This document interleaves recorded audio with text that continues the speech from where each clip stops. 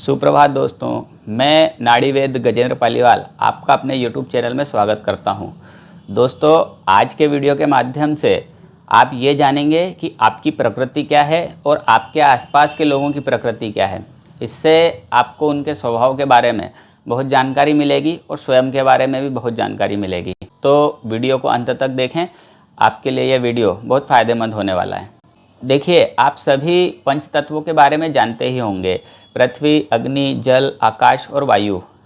इसमें हमारे शरीर में 3 तत्व बहुत विशेष महत्व रखते हैं। वात, पित्त, कफ। वात मतलब वायु, पित्त मतलब अग्नि और कफ मतलब जल। और इन्हीं तीनों के मिश्रण से हमारे तासीर बनती है, हमारी प्रकृति बनती है और हमारा स्वभाव इसी के अनुसार निर्धारित होता है। देखिए, आप लोग जिन लोगों के साथ में रहते हैं या जब आप लोगों के स्वभाव का आकलन करते हैं तो आप सभी के स्वभाव को अलग अलग पाते हैं। ये क्या चीज़ है जो व्यक्ति के स्वभाव को बिल्कुल विपरीत बना देती है? दोस्तों, ये हमारे पंच तत्वों में से ही 3 तत्व हैं जो हमारे स्वभाव को, हमारी मानसिक स्थिति को निर्धारित करते हैं। यही तत्व हैं जो हमारी शारीरिक स्थिति को भी निर्धारित करते हैं।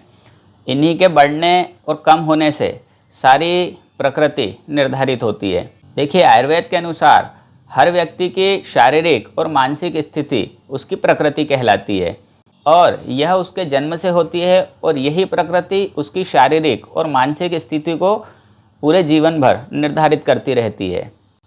देखिए, आयुर्वेद में किसी भी व्यक्ति की प्रकृति को पहचानने के लिए उसके गुणों, लक्षणों और दोषों को विस्तृत रूप से अध्ययन किया जाता है।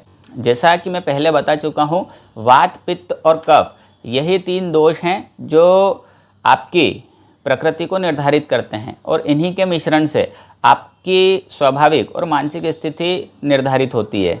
देखिए, इन्हीं 3 तत्वों पर व्यक्ति का स्वभाव तय होता है। अगर किसी व्यक्ति में वायु तत्व की प्रधानता है तो उसके गुण वायु समान होंगे।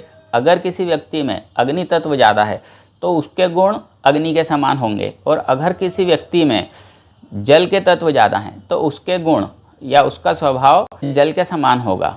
देखिए, अब प्रश्न आता है कि किसी भी व्यक्ति की प्रकृति कैसे निर्धारित होती है। तो इस पर आयुर्वेद के महर्षि विद्वानों ने बहुत विस्तृत अध्ययन किया है और ये लिखा है। उनके अनुसार स्त्री और पुरुष के संयोग के समय स्त्री के रज, पुरुष के वीर, स्त्री के स्वभाव, स्त्री के भोजन और स्त्री के गर्भाशय में जो दोष उस समय प्रधान होता है, उसी दोष के अनुसार आने वाले जीव की प्रकृति डिसाइड होती है। मतलब अगर गर्भाधान के समय किसी स्त्री के अंदर वात प्रकृति प्रधान है, उसके भोजन में वात प्रकृति से संबंधित भोजन लिया गया है, तो आने वाले जीव की प्रकृति वात होती है। अब इसी तरह पित्त प्रकृति और इसी तरह कफ प्रकृति भी निर्धारित होती है। देखिए, किसी भी व्यक्ति की पहचान अलग अलग तरीके से प्रकृति के अनुसार की जाती है। अगर मैं विस्तृत बताऊंगा तो यहाँ पर वीडियो बहुत लंबा हो जाएगा, तो उसकी चर्चा अपन किसी और वीडियो में करेंगे। यहाँ पर मैं कुछ सामान्य लक्षण बताता हूँ जिससे आपको अपने और आसपास के लोगों की प्रकृति जानने में बहुत मदद मिलेगी। देखिए, आप वात प्रकृति के व्यक्ति को किस तरह पहचान सकते हैं, मैं आपको बताता हूँ। देखिए, जिन लोगों में वायु तत्व अधिक होता है, आयुर्वेद के अनुसार वात प्रकृति का व्यक्ति दुबला पतला होता है, उसकी हाइट अधिक होती है, स्किन कुछ रूखी होती है, इनको हर बात की जल्दी होती है, मतलब इनका स्वभाव वायु की तरह होता है। ये इतने चंचल होते हैं कि ये एक जगह बैठ ही नहीं पाते, ये बार बार चेष्टा करते हैं इधर उधर चलने फिरने की। ये लोग कम सोते हैं, जागते ज़्यादा समय तक हैं। इनके बाल छोटे छोटे होते हैं और कम होते हैं। और ऐसा व्यक्ति जिनकी प्रकृति वात की है वो कुछ अधिक बोलते हैं। ये इतने चंचल होते हैं कि रात में भी ये लोग अधिक स्वप्न देखते हैं। तो अगर आपके आसपास कोई वात प्रकृति का व्यक्ति है तो आप उसके शरीर का आकलन करें, आपको समझ आएगा कि ये वात प्रकृति का व्यक्ति है। अब हम बात करते हैं पित्त प्रकृति के व्यक्ति की। अगर आपके आसपास आपको कोई ऐसा व्यक्ति दिखे जिसकी आंखें कुछ लालिमा लिए हो, जिसका स्वभाव में तेजी हो और जिसकी खुराक ज़्यादा हो, मतलब आहार थोड़ा नॉर्मल लोगों से ज़्यादा लेता हो। देखिए, अब हम बात करते हैं कफ प्रकृति की। तो जिन लोगों का स्वभाव शांत हो, जो क्षमावान हो, जो आपको स्थिर और धैर्य महसूस हो, ऐसे लोगों को आपको जानना चाहिए कि ये जल तत्व इन लोगों में प्रधान है। ये लोगों की डाइट नॉर्मल लोगों से कम होती है, थोड़ा सा खाने पर ही इन्हें संतुष्टि मिल जाती है। अगर कोई व्यक्ति को पसीना अधिक आता हो तो ये समझ लीजिए कि उसमें जल तत्व प्रधान है, वो कफ प्रकृति का है। और अगर किसी व्यक्ति को क्रोध अधिक आता हो तो आप समझ लीजिए कि इसमें अग्नि तत्व प्रधान है, इसकी जो प्रकृति है वो पित्त प्रकृति है। कफ प्रकृति के लोग किसी भी प्रकृति के लोगों के साथ बहुत जल्दी एडजस्ट हो जाते हैं। सामान्यतः इनका कपाल बड़ा होता है। आयुर्वेद में कफ प्रकृति के लोगों को विशेष बताया गया है और सर्वोत्तम प्रकृति कफ प्रकृति बताई गई है। देखिए, एक उदाहरण के माध्यम से मैं आपको समझाता हूँ कि मान लो 3 दोस्त रेलवे स्टेशन पर गए हैं। एक दोस्त बार बार ट्रेन के आने के लिए उतावला होता है, बार बार ट्रेन को देखता है कि आई कि नहीं आई, आई कि नहीं आई। तो समझ लीजिए कि ये वात प्रकृति का दोस्त है।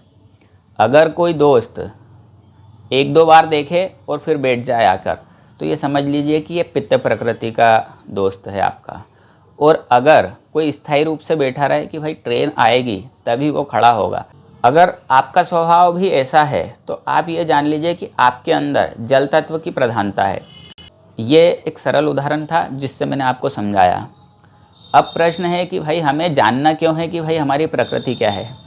तो देखिए, केवल प्रकृति के जानने से आप आपके शारीरिक मानसिक आदतों को समझ सकते हैं। इसको जानने से आपकी शारीरिक और मानसिक स्थिति में बहुत सुधार होता है और आपको अपने शरीर को संतुलित करने में बहुत मदद मिलती है। तो दोस्तों, ये एक छोटा सा परिचय था आपकी प्रकृति के बारे में। उम्मीद करता हूँ इससे आप अपनी प्रकृति पहचान पाएंगे, और अगर आप पहचान लेते हैं तो कमेंट कर ज़रूर बताएं कि आपकी प्रकृति क्या है। दोस्तों, अगर जानकारी अच्छी लगी हो तो कमेंट कर ज़रूर बताएं। ऐसे यूज़फुल वीडियो लेकर आपके लिए मैं हमेशा आता रहूँगा। तो दोस्तों, चैनल को सब्सक्राइब करें, लाइक करें, कमेंट करें और शेयर करें। Thank you.